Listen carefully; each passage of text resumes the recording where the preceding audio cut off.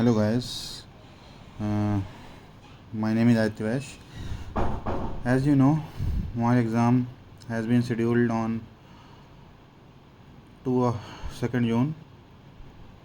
So I am going to share my experience and जो आपका last minute आपको क्या करना चाहिए मैं उसके बारे में बताना चाहूँगा। तो बेसिकली आपको लेबर लॉज थोड़ा बहुत रिवाइज अच्छे से कर लेना चाहिए। उसके लिए मेरे पास एक बुक है, मतलब मैं इस बुक का एडवर्टाइजमेंट नहीं कर रहा हूँ, बट स्टिल मैं आपको दिखा रहा हूँ। ये बुक है PK पाड़ी सर की। इसमें जैसे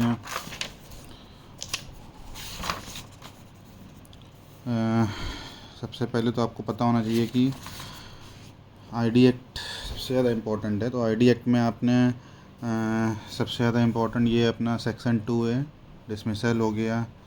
दैन ये आपको लाइन से याद होना चाहिए, सेक्शन 3, 4, 5, 6, 7, 8, ये पूरा लाइन से याद होना चाहिए।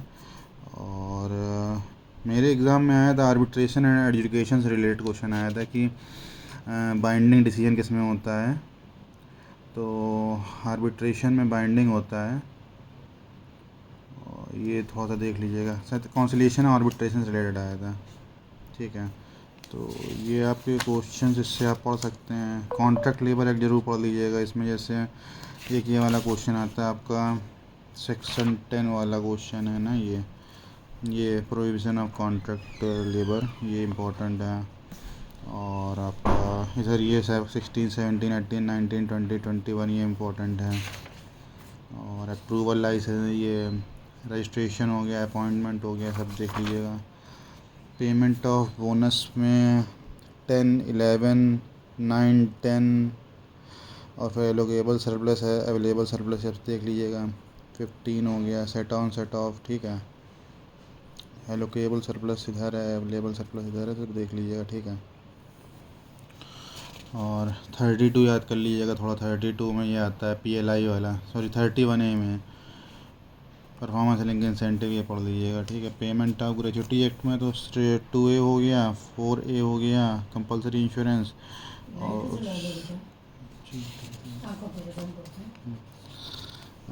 देन आपका सेक्शन 8 में रिकवरी ऑफ ग्रेजुएटी हो गया। और फिर आप इसमें सेक्शन डिटर्मिनेशन, सेक्शन 8 याद कर लीजिएगा, और सेक्शन 7 ये बहुत इम्पोर्टेंट है, ठीक है। तो ये इम्पोर्टेंट है। उसके बाद स्टैंडिंग ऑर्डर एक्ट में आप सेक्शन 9 हो गया, पोस्टिंग हो गया, सेक्शन 8 हो गया, ये इम्पोर्टेंट है, ठीक है। और देन मिनिमम वेज एक्ट में तो उतना सेक्शन 17 आया था एग्ज़ाम में। सेक्शन 17 है minimum time rate for piece work, और देख लीजिएगा important section. Wages in kind section 11 में है, ठीक है। और ट्रेड यूनियन एक्ट जो है आपका, इसमें 9A देख लीजिएगा। और मेरे टाइम पे ये आया था सेक्शन 8 रजिस्ट्रेशन आया था, तो सेक्शन 9 मार्क करके आया था मैं, क्योंकि मुझे आइडिया नहीं था, इन दोनों में कंफ्यूज हो गया था, ठीक है। और एम्प्लॉय कंपनसेशन एक्ट में तो कुछ खास है नहीं। ये सेक्शन 5 इम्पोर्टेंट है, मेथड ऑफ कैलकुलेटिंग वेजेस जो है, ठीक है। सेक्शन 50 इंस्पेक्टर वगैरह का अगर इसमें कुछ हो तो देख लीजिएगा, important. Then employee C act में तो ये बेनिफिट्स पढ़ लीजिएगा सारे। और EPF एक्ट में भी इतना कुछ सेक्शन का नहीं पूछते हैं, हाँ ये पूछते हैं सेक्शन 5 EPF स्कीम्स हो गया। फिर एग्जीक्यूटिव कमेटी हो गया, 5A ये सब देख लीजिएगा, 5B, 5C, 5D ये सब देख लीजिएगा, 5A, 5A, 5B, 5C, ऐसे 7A है, 7B है, रिव्यू ऑफ ऑर्डर डिटर्मिनेशन, ये थोड़ा सा इम्पोर्टेंट है। इसमें EPF का क्या है, कहाँ है, जैसे EDLI का 6B है, EPS का 6A है, ठीक है। और 5 EPF स्कीम का 5 है, ठीक है। तो ये सब देख लीजिएगा। फैक्ट्रीज एक्ट में तो 7A याद होना चाहिए, 7B याद होना चाहिए, अप्रूवल लाइसेंसिंग 6, और फिर आपको सेक्शन 11 टू सेक्शन 20 तो याद होना चाहिए, हेल्थ सेफ्टी वेलफेयर, फिर इधर आने पे आप आएंगे तो इधर आपको ये याद होना चाहिए, रजिस्टर का साइज 63 में है, 62 में, ठीक है। डबल एम्प्लॉयमेंट हो गया, एक्स्ट्रा वेज पर ओवर टाइम, इसमें डबल मिलता है। और फिर यंग पर्सन 67 है, यंग चिल्ड्रन वाला। और फिर आप 73 पे आ जाएंगे, रजिस्टर्ड चाइल्ड वाला, ठीक है। एनुअल लीव विद वेजेस में थोड़ा बहुत पढ़ लीजिएगा, 79 है वगैरह, ठीक है। फिर सेक्सुअल हरेसमेंट आएगा नहीं। तो मेन आपको मैंने बता दिया। मैटरनिटी बेनिफिट एक्ट इसमें कहाँ गया? मैटरनिटी बेनिफिट एक्ट भी जो था, मैटरनिटी बेनिफिट एक्ट में थोड़ा बहुत देख लीजिएगा, इम्पोर्टेंट है उसमें भी।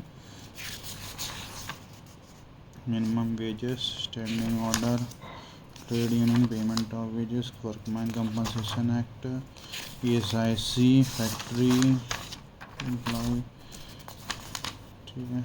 तो इतने का भी आप ये सब सेक्शन आप इम्पोर्टेंट देख लीजिए, ठीक है। और HRM में तो HRM में आप जैसे परफॉर्मेंस अप्रेजल मेथड्स हो गए, और ट्रेनिंग डेवलपमेंट हो गया, देन आप रिक्रूटमेंट सिलेक्शन हो गया टॉपिक, ठीक है। IHRM के थोड़े मॉडल्स वगैरह देख लीजिएगा। और HRM के मॉडल्स हो गया, OB के मॉडल्स हो गया, लीडरशिप थ्योरीज़ हो गए, और मोटिवेशनल थ्योरीज़ हो गई आपकी, और ऑर्गेनाइजेशन चेंज, लर्निंग ऑर्गेनाइजेशन, और पर्सनालिटी थ्योरी, एटीट्यूड, और ये सब देख लेना आप, ठीक है। और जो आपका ये वाला पार्ट आता है जिसमें मार्केट वाला आता है, लेबर मार्केट, तो उसमें जहाँ तक मुझे लगता है वो थोड़ा सा इंडिफरेंस कर्व हो गया, अनएम्प्लॉयमेंट जो सेवरल टाइप्स के होते हैं, सीजनल, डिसग्यूज्ड, और जो क्या कहते हैं आपका, मतलब 5-6 टाइप के जो होते हैं साइक्लिकल, वो अच्छे से पढ़ लीजिएगा। तो OB, HRM, IR वगैरह में ट्रेड यूनियन देख लीजिएगा कौन कौन सी हैं, ITUC, INTUC, और code of conduct, code of discipline, तो इतना इनफ होगा, ठीक है।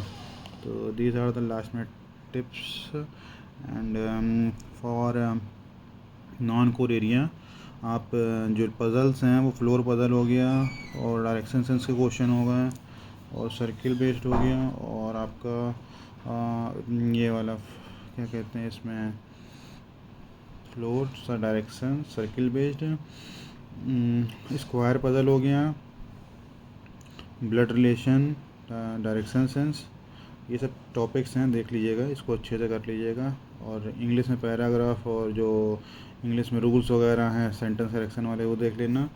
और करंट अफेयर्स में स्टैटिक जीके हो गया, 2-3 महीने का जीके, करंट अफेयर्स, स्पोर्ट्स वगैरह का, और क्या कहते हैं आपका बुक्स वगैरह, ऑथर हो गए, ये सब मिलिट्री एक्सरसाइज हो गई, ये सब देख लेना तो हो जाएगा।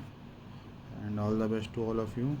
Don't get panic while attempting exam, because 1.5 hour का होता है, 90 मिनट्स का, 90 मिनट के एग्ज़ाम में 85 क्वेश्चन करने होते हैं। देर 55 क्वेश्चन आप जो होते हैं वो अगर 35 मिनट में भी कर लोगे, क्योंकि आपको पढ़ के लगाना, अगर आता है तो आपका ठीक है, नहीं आता है तो आप उसको ड्रॉप करके आगे बढ़ोगे।